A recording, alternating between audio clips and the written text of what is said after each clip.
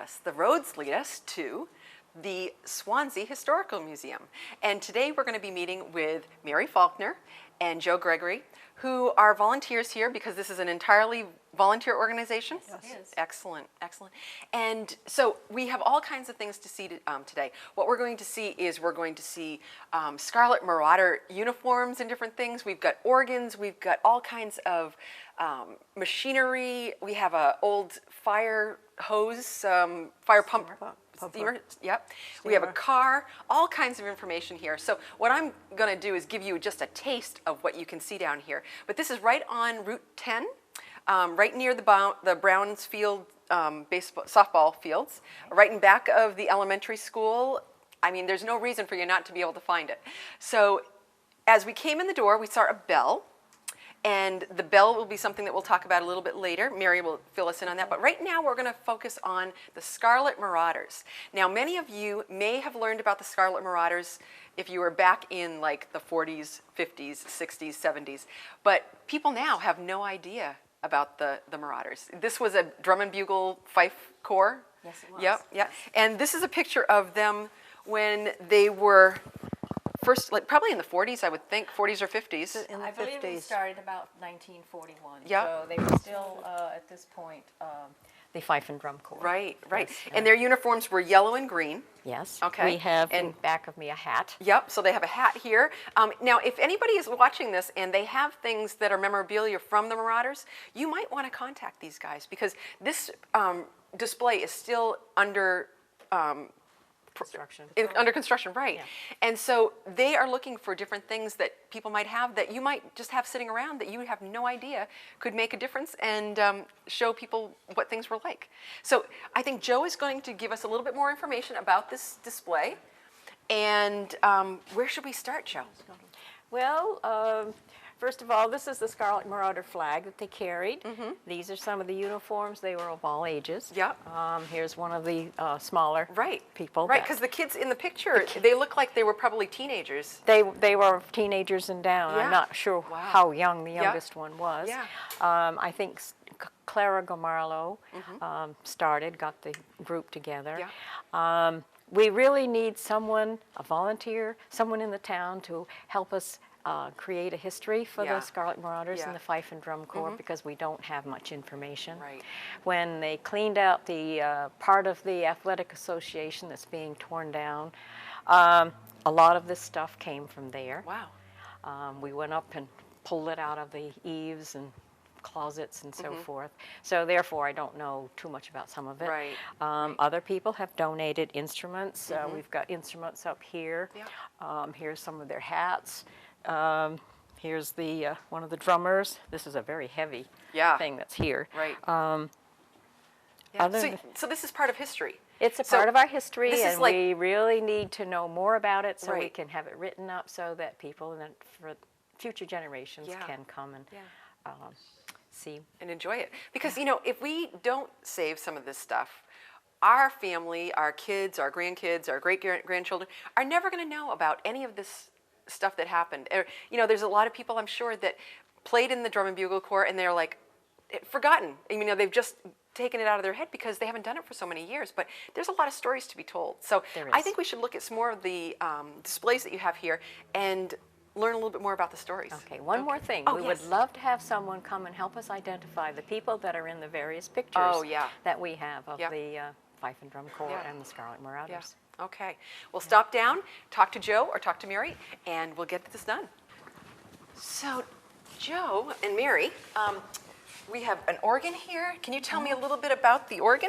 Well, the organ was from the Westport Methodist Church, and it was made in Brattleboro, Vermont. They asked us if we would like it, and so it ended up here. Yeah, and Westport is part of Swanzey. Westport is the southernmost village of Swanzey. Right, yeah. Now, this organ is different. You don't plug this into the wall. No. This one you have to pump. Right. And you can pump it through by either those pumps there, or there's another pump that's on the back, because you can't pull it out right now. But anyway, you pull it out, and somebody pumps that by hand. on the back side. And I'm not positive, but I think for the Old Homestead play, they have one They that have they one. play because sometimes it sounds really good and sometimes it's Sounds not. really bad. Yeah, when it's good, it's really good. Yep. Yeah. It's a smaller one, and it's more ornate, but it's on the same. It was made for a home. Right. For the home house. Yeah. Nice, nice. Well, I have played an organ like this before. have? Yes, I have, and it's a lot of work because you're pedaling the whole time, and you have to pedal and think at the same time, and yeah. Yeah. So we were talking about the Old Homestead, and That is. this is a painting or a photograph? It's I believe it's a pastel. Okay. And this is of Denman Thompson when he was younger. Well, that one is him when he was older. Older, oh. We have a younger one in As well? in the display case. Yeah. And then I see on the back wall here, we won't shoot over there, but there's a nice There's the- display when he was 50 or 55. When he was 55, was it? 55th birthday. Yeah, And, he has from a his beautiful frame, and we'll show you that. But it's a beautiful frame with all of the people that were the cast members, and it's got a velvet background and huge, frame around it. It's just really beautiful. beautiful. It's an important part of Swanzey is the Old Homestead play and Denman Thompson, and It's a there's a big- lot of things that are named after him and the things that he came in contact with. It's a big. yes. It's a big thing in Swansea. Yeah, yeah. So if you haven't been to the play, get down there. July. Put it on your calendar. Okay, a couple more things. In back of you, we have a stagecoach. That's right. And tell us a little bit about the stagecoach. Well, it was a mail coach last, and it ran from between Boston and I think it was Riverside, and I don't remember what the name of it is now. But it went to Concord, and it was just a mail Yeah. coach. And they still They use took this passengers. in like the 1800s or so? I think. Yes. Late 1800s. Late 1800s. So isn't that Late- amazing? yes. Because it wasn't really that long ago that they were using a horse and stagecoach to transport. Can you imagine today? Yeah. And I can't imagine riding in it either. No, I know. It must have been so uncomfortable. Very uncomfortable because So- wooden tires. And, I know. The suspension? Yeah. Yeah. Oh, but the extension was really something because instead of these sheaths being metal, they're made out of leather straps. Oh my gosh. So that made it a lot more Yeah, comfortable, gentle. supposedly. Right. Yeah. Yeah. Okay. Well, let's head on, and there's trains and other mechanical engines here that we need to look at. So let's take a look at those as well.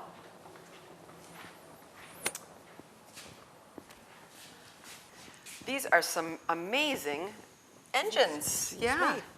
So these are some engines that Paul Tilton had put together, and he was part of a small engine club.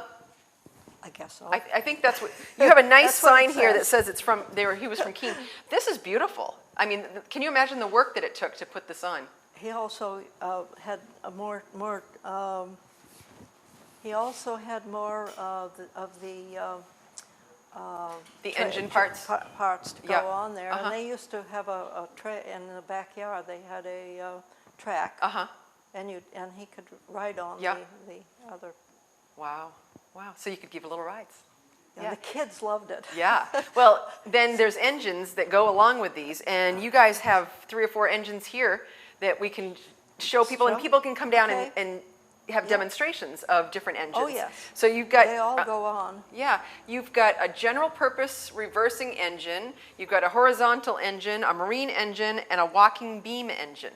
So I think I'm only going to try a couple of them. Okay. Okay. But like this one is the horizontal engine, and I think it goes up or down? Down. Down. Okay. Oh, here it goes. There we go. So this is a replica of the horizontal engine. This was used in sawmills, and they used this also in box shops. Let me see. Okay, and this one here is a marine engine. The marine engine, let's see. Oh, that's a tiny little one. It kind of sounds like a motorboat. Yeah. Yep. I'm sure it was put in a larger boat than a motorboat. but Yeah, yeah. Anyway. Yeah, and then well, I'll just try this walking beam. This one here was used in boats and mines. It's kind of loud, but not too bad. Oh, It's working. it's working nicely. Yeah, Yeah, so you can come down and you can take a look at some of the engines that they have and learn a little bit more about these magnificent giants. These also will go because they're lifted up off. So the train will, however, I don't have the strength to open this up. Oh. But also, so this will go along the track as well? yeah, it will Wow. go Yeah. so that it works, and Yeah. it has a little whistle on. Oh, cute. Just another thing that you can see here at the Swanzey Historical Museum. Right. Yeah. Well, let's look at a few more things here.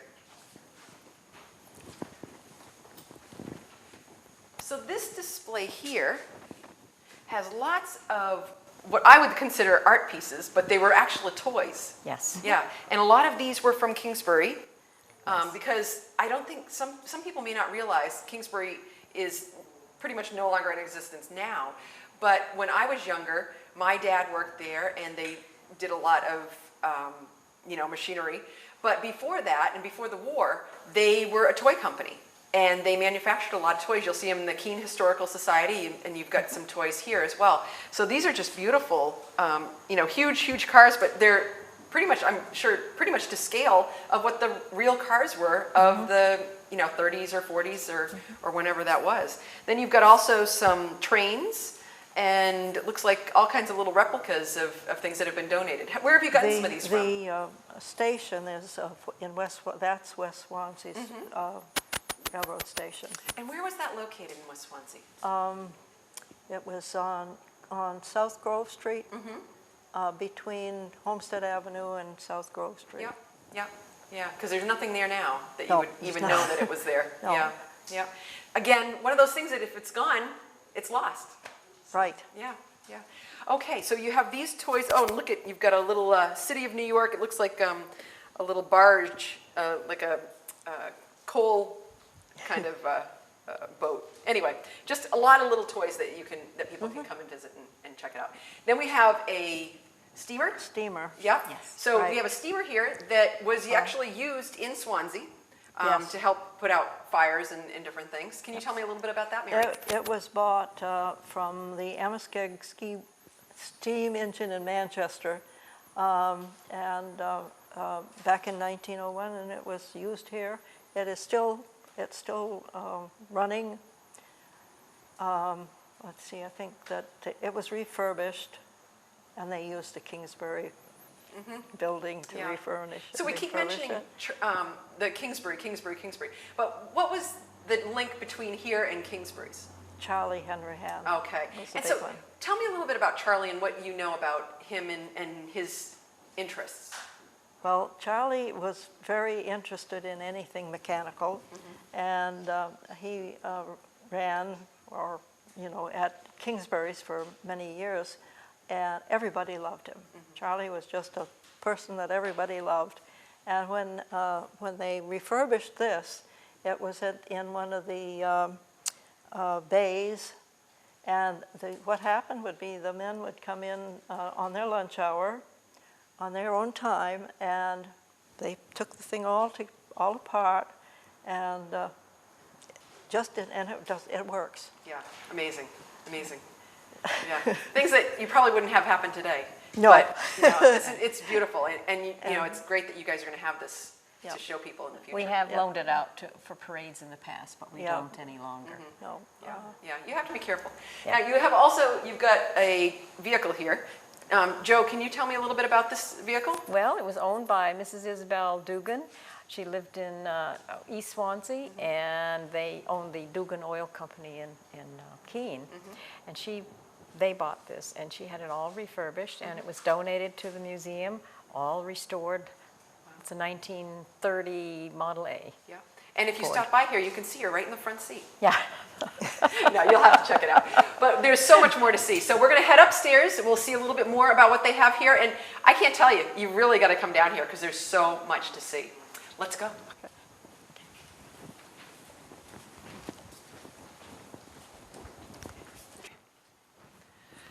Oh, I can't believe you guys have a second floor here as well. And did I introduce you to Jacques? This is my friend here that we've met. We'll talk about him in a minute. But right now, I'm a little tired. Do you know where we can find a bed? Right here. Oh, right here. right here. That doesn't look like a bed to Am me. I going to be? This bed belonged to Denman Thompson, That does not look like a bed. but it is. Okay, so This opens up, the springs are in here, springs this are in. front comes down, and it's a bed. wow. We're not that's- sure exactly which room it was in. We don't have a picture of the room that was in, but You never know. There might be someone out there, though, Joe, that might have a picture of the bed or know of how to use one of these beds. That would be wonderful. If we could get instructions on how to open this up. And you could have a it bed would and be breakfast here. wonderful. You want to cook? Oh, I will. No. But anyway, but look at the intricacy of this whole thing. I mean, that is beautiful. just beautiful. And have you looked in the drawers? Are there any like drawer- secret compartments or anything? Not that we know of, No. no. The drawers do open. It does have the maker in here. It was made by the Burr Folding Bed Company In New York, I think. in New York City. Well, maybe been somebody in New York patented. City is going to see this, and they're going to know that family and how they use these beds, and you're going to get a phone call, and you'll be able to understand this. That'll be Would great. be wonderful. Yeah, cool. All right, we're done with our nap. What is all of this stuff here? Mary, why don't you tell me a little bit about this? This is World War I. All of this in here is World War I memorabilia. That happens to be my father-in-law's uniform. Wow, And he a was a picture tiny of him. guy. No, this fellow here. Yeah. This fellow, and this is his uniform. That's his Still, uniform. that's a pretty small uniform. He Yeah, was. He yeah. was. Of course, it may have shrunk when I washed it too. Oh, well, probably. Yeah. So It's this is your father-in-law. Yeah. Okay, and that's a beautiful picture. I'm surprised that you've got it in such great condition. Well, it was in the living room, so it didn't go too far. Yeah. You know, Yeah. it was in one of the. This is an important thing. Yeah, The it Navy is. was very important to him. Right. And he was in the Panama Canal Zone during World War I. Yeah. Because they figured that the Japanese that they would try to bomb. Right. The canal. To Yeah. make that. Yep. Wow. Wow. Okay, and it looks, is this a canteen? Yes. Okay, Yep. canteen, and wow, And, I can't imagine that wearing looks- that that is looks a like- heavy helmet. Yeah. Is that it? I think That's a not German his. helmet. Yeah, That was That's a German helmet, Right. actually. Well, I'm glad they had So to it wear was those, brought not home. us. Well, we had similar. Right, We have right. some Well, over there. Let's see what's in this go next ahead, case Joe. then. Go right Okay. ahead. Well, the canteen, we have some ammunition, there's a hand grenade, and all this has been checked out, that it's perfectly safe. No one's going to get blown up. A helmet, we have the leggings, the puttees, the things that they used to wrap around their legs. We have a gas mask down here, what they call a soldier's housewife. It's got sewing thread, needles, and different things that they could use to. Yeah. So where did you Keep the get all uniform. this stuff? It was all donated. Wow. And all from the donated. same person, or? No, from various people. Yep. Yeah. One man in particular gave us quite a bit. Quite Yeah. a few things. The hand grenade I there. can't too. think of his name at the moment. Yeah. But lots of very interesting items here, which Yeah. we still have some research to do Yeah. on them.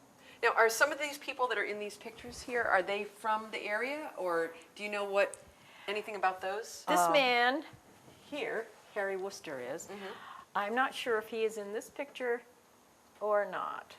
It is the New Hampshire, it is a New Hampshire regiment. Yeah, so I'm sure there were But, people here from Swansea. Yeah. We may have them identified, that I don't really know. It's not on the back of that, but they The may be in picture the that's file. over there with all of the, they're all identified and they're all from Swansea. From Swansea, yeah. Yeah, that So table what there. what a great thing, and how proud we can be that We- we had these people in our community. Yeah, Yeah. they're really, I think they're all identified and they were all, as I said, they were all from Swansea, Yeah. so. Yeah. Wow. Well, the women that were home probably had to have something to do while the war was going on. So let's take a look at some of those quilts. Okay. Okay.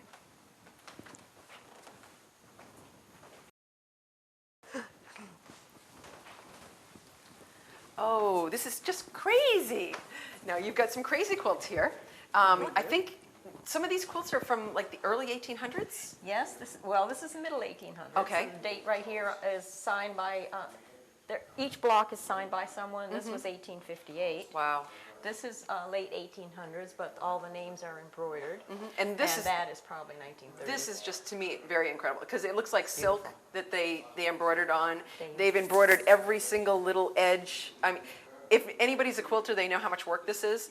And crazy quilts are used. What they do is they use the pieces that are left over to make these crazy quilts. So, you know, that's what they did. They didn't go out and buy stuff at the linen store. They used clothing that they would have had, or maybe they had gowns that they would have used, and that's what they made their quilts out of. Right. Yeah. It was a lot of work. Yeah. Yeah. They're a beautiful, beautiful embroidery, and it's silks and satins. And you know, that was something that the women could do when the guys were at war, or the women just wanted to get together. You know, it was nice for the women to just chat because it wasn't like everybody was just, you know, next door. They had to travel sometimes from town to town to get to see their friends. Right. Yeah. Yep. And you have watches, all kinds of different things. So you have a Bible here, and we'll talk a little bit more about the Bible and how important it was to carry on history as well in just a couple minutes. Yeah. Exactly. Yeah. So what else do we have here for clothing? We have just some dresses that some of the earlier ladies wore. I think these were around the turn of the century. Over there in the cabinet is more Denman Thompson souvenir type dishes. That was Denman Thompson's chair. It's a pretty big chair. Well, he really liked wood. Yes. And ornate things, it looks like. Well, it was the late 1800s. Right, and he died had the in money. 1911. He had the money to be able to buy these things too, I think. You know, unlike a lot of people that were probably in the area. Right. Yeah. Yeah. Wow. Yeah. And then you have another signed quilt up here, it looks We like. do on Yep. the railing. Yeah, and some We have a butterflies.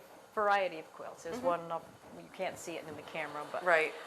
one made by the people in Swanzey. Yeah. And do you know what year that was made?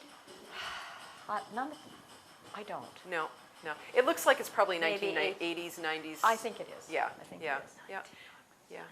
So there's all kinds of different things here. I mean, we've got all kinds of tools. There's so much more that we haven't shown you today. And, you know, I think all you have to do is you just have to make an effort and come down here because it's totally worth every minute of it. We have one more floor you haven't even seen. Another floor. Oh my gosh. You've got to stop by. So let's look at that Bible that you were talking about. Okay. Okay. This Bible here was a polyglot Bible, but it was published in Brattleboro, Vermont. And I was telling Jody that a lot of the old Bibles, and this is one of them, had special pages for genealogy of the people that owned it. And this one starts in 1839 with a David Carleton. It tells who he married, when he was born, and so on. And it goes through several pages up through early 1900s. After that, they didn't. 1915 is the last entry here. But Yeah, and it's a I never good knew. representation. I never knew that people did this. I know that you were mentioning that this was something that was very common, that people would have their Bibles and pass them down through the ages, but I just had never heard of that. I mean, I guess we didn't do it in my family, so I didn't realize that was done. But what a great thing. You know, if you have a Bible, go check out the back of it because you might know more about your family than you think. Right. Or maybe you don't want to know that. But it is a great place to look. Now, we've looked at a lot of histories here today. yes. And if you don't save the things that you think are really important to your family, then it will be lost. So if you have things that you want to share, if you want to keep it, you know, go to somebody, find out how to take the best care of it. You know, a lot of the things that you have here look like they're in really great condition, but they didn't just get that way without any care. Right. And you know, a lot of these, they have to be taken care of. They have to be cleaned the right way. If you're going to restore things, you need to restore them the right way. Go to see somebody professional because you would hate, because I've learned this from that other show that we watched, the road show, that you have to be careful how you take care of things, because if you wash them with the wrong thing, it could, you know, lose its value, not for your family, but for the value of the piece that you have. Yeah. So today we've been, Mary, come on in. Today we've been with Mary Faulkner and Joe Gregory, and I thank you ladies really for all of this today. It was wonderful to spend some time with you and to learn a little bit more about all the different things you have. And then there's another floor. So Right. we'll have to do that another time. Okay. Okay. Good. All Come right. back Sounds again. good. Yes. So if you're interested in more information about In My Backyard, you can email us, and our email address is inmybackyardch8@gmail.com, and we'll get back to you. Give us some ideas, or let us know that you have some information that you'd like to share, and we'll see that it gets in the right places. So, Or thank if you. you're from the area, Yes, remember. we would love to have donations if it has to do with Yeah. West Swansea or Swansea history. Yeah, yeah. And you can volunteer. Give them a call. All right, we'll see you again in my backyard. Bye. Okay. Okay.